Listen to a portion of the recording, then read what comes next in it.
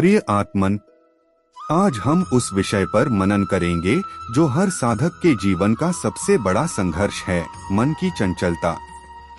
मन कभी भविष्य में भागता है, कभी अतीत में अटक जाता है, कभी इच्छा में डूबता है, कभी भय में, कभी अहंकार में फूलता है, कभी हीनता में टूट जाता है।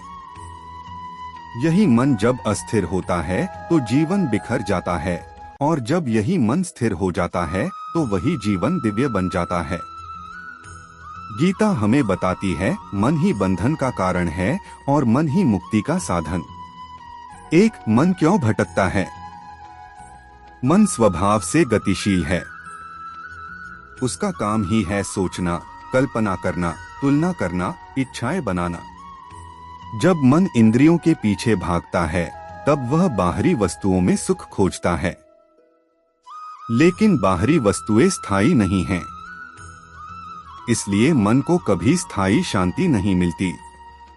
जैसे समुद्र में लहरें उठती रहती हैं, वैसे ही मन में विचार उठते रहते हैं। अगर तुम हर लहर के पीछे दौड़ोगे तो कभी किनारे पर नहीं पहुंचोगे। दो, स्थिर बुद्धि क्या है? स्थिर बुद्धि का अर्थ है परिस्थितियों से प्रभावित न होना। सुख आए तो अधिक उछलना नहीं, दुख आए तो टूटना नहीं। सम्मान मिले तो अहंकार न हो, अपमान मिले तो क्रोध न हो। स्थिर बुद्धि का व्यक्ति अंदर से संतुलित रहता है। उसका आनंद बाहरी वस्तुओं पर निर्भर नहीं होता। 3, मन को जीतना इतना कठिन क्यों? अर्जुन ने भी यही प्रश्न किया था। मन बहुत चंचल है, इसे वश में करना कठिन है। और उत्तर मिला, अभ्यास और वैराग्य से। अभ्यास का अर्थ है बार बार मन को सही दिशा में ले जाना। वैराग्य का अर्थ है अनावश्यक इच्छाओं को छोड़ना। मन को एक घोड़े की तरह समझो। अगर लगाम ढीली छोड़ दोगे तो वह इधर उधर भागेगा।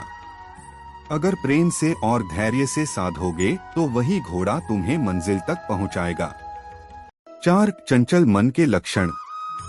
जल्दी गुस्सा आना, छोटी बातों पर दुखी होना, दूसरों से तुलना करना, लगातार चिंता में रहना, निर्णय लेने में असमर्थ होना। ऐसा मन व्यक्ति की ऊर्जा को नष्ट कर देता है। स्थिर बुद्धि के लक्षण। स्पष्ट निर्णय क्षमता, कम बोलना, अधिक सुनना, प्रतिक्रिया नहीं उत्तर देना, आत्मविश्वास, आंतरिक शांति। स्थिर बुद्धि वाला व्यक्ति परिस्थिति का गुलाम नहीं होता, बल्कि परिस्थितियां उसके सामने झुकती हैं। 6, मन को स्थिर कैसे करें? 1, नियमित ध्यान। हर दिन कुछ समय शांत बैठो, आंखें बंद करो, श्वास पर ध्यान दो। शुरुआत में मन भागेगा, लेकिन तुम केवल देखते रहो। धीरे धीरे मन शांत होने लगेगा। 2, इंद्रिय संयम। जो देखते हो, सुनते हो, पढ़ते हो, वही मन में जमा होता है। इसलिए अपने वातावरण को शुद्ध रखो। 3, संतुलित आहार और दिनचर्या। अव्यवस्थित जीवन मन को और चंचल बनाता है। नियमितता मन को स्थिरता देती है। 4, कर्मयोग। जब तुम परिणाम की चिंता छोड़कर केवल कर्म पर ध्यान देते हो तब मन का तनाव कम होता है।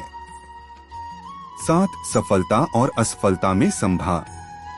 अक्सर मन असफलता से टूटता है और सफलता से फूलता है, लेकिन दोनों अस्थायी हैं। आज जो हार है वही कल जीत का कारण बन सकती है, और आज जो जीत है वह भी स्थायी नहीं।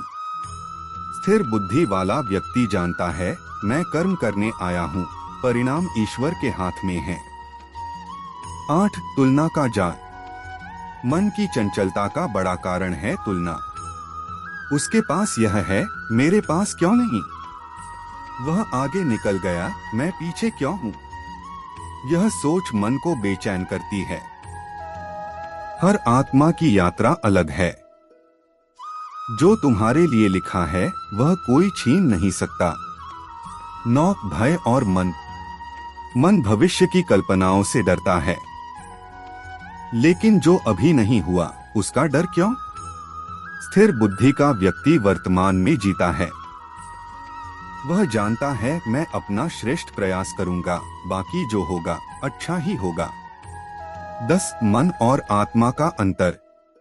मन बदलता है, कभी खुश कभी उदास, लेकिन आत्मा सदा शांत है।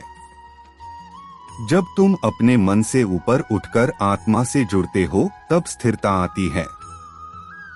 जैसे आकाश में बादल आते जाते हैं, लेकिन आकाश स्थिर रहता है, वैसे ही विचार आते जाते हैं, पर तुम्हारा असली स्वरूप शांत है। 11 अभ्यास का महत्व। स्थिरता एक दिन में नहीं आती। जैसे शरीर बनाने के लिए रोज व्यायाम करना पड़ता है, वैसे ही मन को मजबूत बनाने के लिए रोज साधना करनी पड़ती है।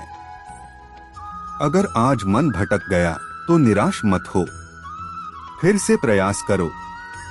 हर प्रयास तुम्हें थोड़ा और मजबूत करेगा। 12 कठिन समय में स्थिरता। जब जीवन में बड़ा संकट आता है, आर्थिक समस्या, संबंधों में तनाव, असफलता, तब मन सबसे अधिक डगमगाता है। लेकिन यही समय साधना का असली अवसर होता है। अगर तूफान में भी दीपक जलता रहे, तभी उसकी असली शक्ति दिखाई देती है।